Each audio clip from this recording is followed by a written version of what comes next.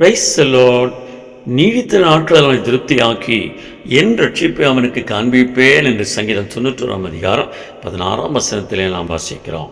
முதலாவது தேவனுடைய ராஜ்யத்தையும் அவருடைய நீதியையும் தேடுங்கள், அப்போது இவையெல்லாம் உங்களுக்கு கூட கொடுக்கப்படும் சொன்ன வேத வசனத்தின்படி பிரியமான தேவனுடைய பிள்ளைகளே, நித்திய ஜீவனுக்கு எதுவான வாழ்க்கையை நமக்கு அருளினவர் இந்த பூமிக்குரிய வாழ்க்கையிலும் நீடித்த ஆயுசு நாட்களை தந்து நாமை திருப்தியாக போஷிப்பேன் என்றவர் வாக்கு தத்தம் பண்ணியிருக்கிறார்.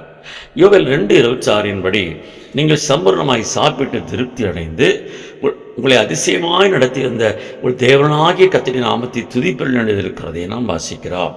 எனவே நம்முடைய முற்பிதாக்களுடைய வாழ்க்கையில் வனாந்தரத்திலே காடுகளை கொண்டு வந்து குவித்தவர், மாறாவின் கசப்பை மதுரமாக்கினவர், பரலோகத்தின் மன்னாபினால் போஷித்தவர், இன்றைக்கும் சீருளராக இருக்கிறபடினாலே கிறிஸ்து இயேசுக்குள் 5 அப்பம் 2 மீனை கொண்டு 5000 பேருக்கு மேலாளரை எவ்விதமாய் போஷித்தாரோ அதே விதமாய் அவர் தம்முடைய மகிமையினால் நம்முடைய குறைகளை நிறைவாக்குவேன் என்று சொல்லியிருக்கிறபடியினாலே நாம் பெற்ற பெரிதான ரட்சிப்பிலே நிலைத்திருப்போம், விசுவாசத்திலே நாம் நிலைத்திருப்போம்.